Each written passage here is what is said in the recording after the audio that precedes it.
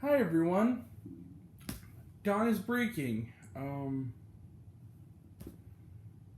I'm still up because I don't know. I'm Grant, the movie and TV guy. And this is the review a lot of people have been waiting for, at least the few people who subscribe to me.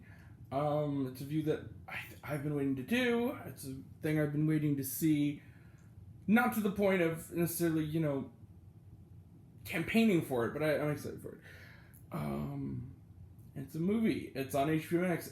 Zack Snyder's Justice League is directed by Zack Snyder, and for real this time. Not just his name is on there when he only did 10% of the movie. So this is where we're at. This is actually, it's weird calling this a director's cut because it's so its own thing. But basically, what's the plot? Well, if you saw Justice League, it was basically that, but just bigger and longer and more Zack Snyder. So the premise of Justice League is in the wake of the death of Superman at the end of Batman v Superman: Dawn of Justice, Bruce Wayne, aka Batman, and Diana Prince, aka Wonder Woman, played again by Ben Affleck and Gal Gadot, respectively, decided to put together teams so the Age of Heroes won't die. Among those include Cyborg, played by Ray Fisher, The Flash, played by Ezra Miller, and Aquaman, played once again by Jason Momoa. They need to come together to stop Steppenwolf from connecting, creating singularity with these three things called the Mother Boxes, to prevent the rise of essentially his master, the sinister world-destroying Darkseid. And along the way, crap blows up. Backstories are revealed, and there's so much slow motion that you could probably cut the movie back down to 2 hours again just by speeding up some of the footage. So, yeah, this movie. By the way, I am BSing you not when I say this movie is 4 hours and 2 minutes, and a half. This movie's long. The reason I'm getting you so late is that the movie dropped over here at 2, and I literally just ended it 15 minutes ago from when I'm recording this. So let's talk about Zack Snyder's Justice League. Other than the fact that it's long. First, some backstory. I was not one of the people campaigning for this, but I was interested in it. I wouldn't say that but I wasn't going so far as, like spamming the filmmakers on Twitter or something. But I was excited for the film. I know Joss Whedon is probably a creep in real life, but he is a good filmmaker, and I didn't hate the original cut of Justice League, much as other people, but it was a mess. It was the too many cooks in the kitchen spoiling the broth kind of deal. And here's the other thing too, is that I really like Zack Snyder. I'm not like an obsessive fanboy, but I like his films, and I also kind of like him. I think he seems to be a very nice man, good filmmaker. Dawn of the Dead, I loved his Dawn of the Dead. Man of Steel, I like more than other people, and I'm going to be the first to admit, probably ever, that I actually one of the people that, from the moment it came out, actually really dug Sucker Punch. I'm not going to lie. I think that movie's... I'm glad it's building sort of a cult following, because I like it a lot, and I think it's really cool. Honestly, though, of all those I'm really looking forward to Army of the Dead, to be honest, this summer. But, just because Dawn of the Dead, I think, is still probably his best movie. Maybe 300, or Watchmen, but yeah. So basically, I'm a fan of the guy, and he seems like a nice dude. One thing you gotta give this movie, if anything else, is that he delivers what the fans wanted. And he threw everything, including maybe a kitchen sink, in this guy, and it shows. The money was there. And one thing I will also give it is that it is like people have said, it is a vast improvement over the theatrical cut. I'm glad I watched it. It was long, but I'm glad I sat through it. I'm glad I stuck it out and watched it in one hit. I'm glad I didn't just chop it up, because I never like to chop up movies. And I liked it a lot. Actually, I really, really dug Zack Snyder's Justice League, and I wasn't expecting to, because, like I said, even though I like Zack Snyder, I felt like at this point we kind of moved on. We're living in a post Wonder Woman, post Shazam kind of world, and I was just like, and Joker, and I'm like, do we really need another, to go back to the Justice League well again? Turns out we do, and honestly, after this movie ends, I might want to see Zack Snyder do a sequel. I was shocked how much I liked this. One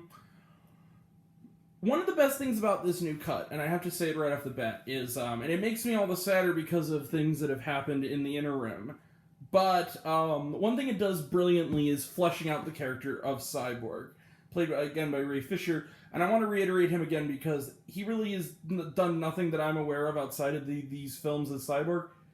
He's terrific. He's terrific in this movie, and he really is kind of... A lot of the plot hinges around him, and it did marginally in the theatrical cut, but in this version it really does. Wonder Woman doesn't get a lot to do, which is too bad. There is kind of some cool... But when she is on screen, she's badass, of course. Henry Cavill is pretty good, even though he's not in the movie much. Again, one of the best things about the movie also is The Flash. Ezra Miller is really, really great as this character, and he provides sort of a necessary comic relief within all the gloom and doom while still making him a pretty dimensional character. I liked him. Some great work from the supporting cast. Diane Lane gets a pretty solid scene with Amy Adams. We get a pretty good scene between... and it is a scene, I should point this out. This is... sort of spoilerish. You're not going to get a lot of Joker in this movie. You're, in fact, barely any. And it's a lot later in the film than you might be expecting. A lot later. But it's a good scene between him and Batman. I honestly forgot that Amber Heard was going for an accent, I guess, before Aquaman. She just decided to talk like Amber Heard. That was kind of jarring.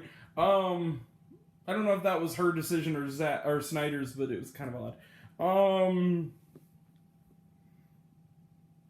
And it's big and it's operatic. I don't really know what else to say, you guys. Other than I really liked it, and I'm not going to be able to rewatch it all. There's parts I'll rewatch for sure. I'm not going to be able to rewatch this in one hit again. It was, and my biggest thing is that I think it is exhausting after a while. It got a little repetitive.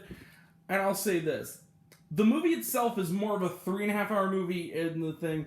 But the weird is that the first 2 hours, it's a lot of setup. It takes basically the runtime of the original cut just to get the team together. In fact, I think the first scene they're in together is about the 2:05 mark.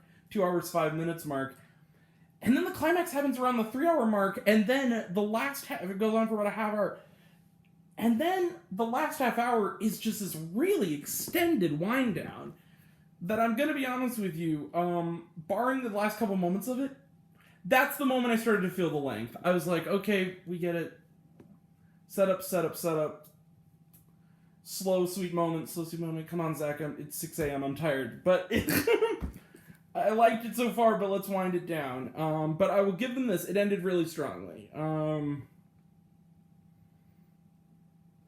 Another reason is, and I don't want to be on a soapbox here, but the movie will always have a little bit of a sour taste to me, this version, simply because of a lot of the harassment that a lot of just regular working people got for this movie to exist. It's kind of a bummer. But at the same time, the passion paid off to a degree because this definitely is Zack Snyder's Justice League. So, let's wrap this up, you guys. Zack Snyder's Justice League. You know what?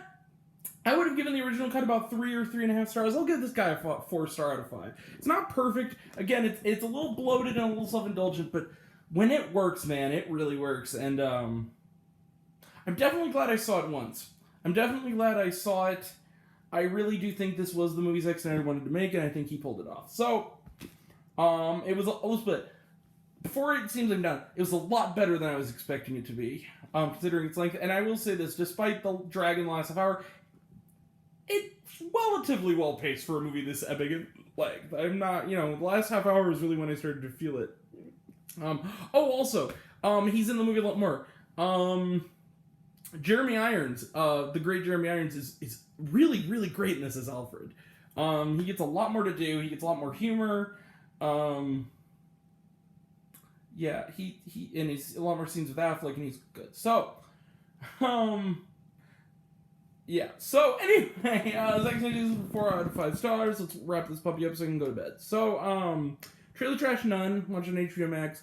there wasn't even like promos. They just luckily had the good sense to just go right into it, knowing the movie was so long. Was there shawarma? Unlike the theatrical cut, no. The only thing I'll say is that some of the shawarma from the theatrical cut might be integrated back into the movie. And that's all I'll say. But no, there's no shawarma.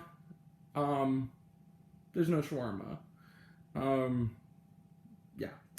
I even see the credits right to the 402 mark. I'm committed. I watched the whole movie. When I start a movie, I finish it to opening logo to closing logo. So, that'll be it for me. I'm gonna go to bed now because the sun's coming up and I need to sleep. So, but you can see me tomorrow. When I say tomorrow, I mean Friday because it's like 7 a.m. It's tomorrow.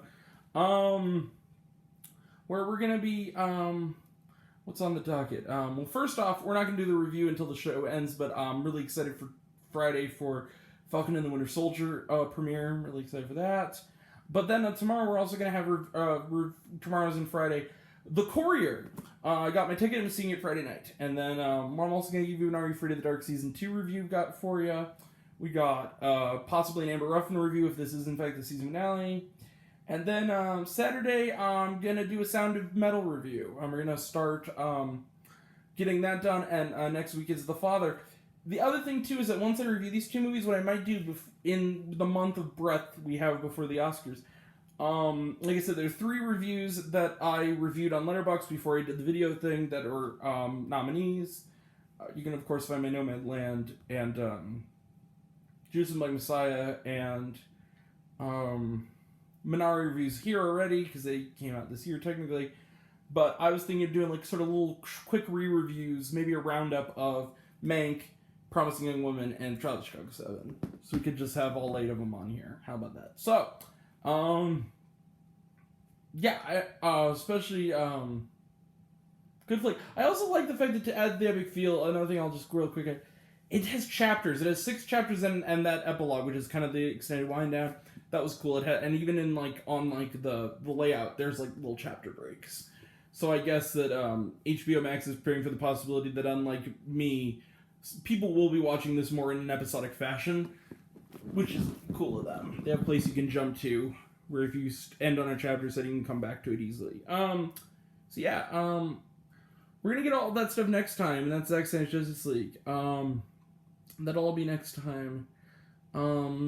And until next time, Grant the Movie and TV Guy. I see it all. I sound like Jeff Goldblum. I see it all. Happy to share it with you. Love you all. Appreciate you all. Stop Asian hate. Racism is bad. Sorry, had to say it. Be kind to one another. And right now, especially in that stuff going on, that be kind to one another. Stop. Violence is never the answer, especially when it's hate-filled. Okay, so anyway, sorry. Be kind to one another.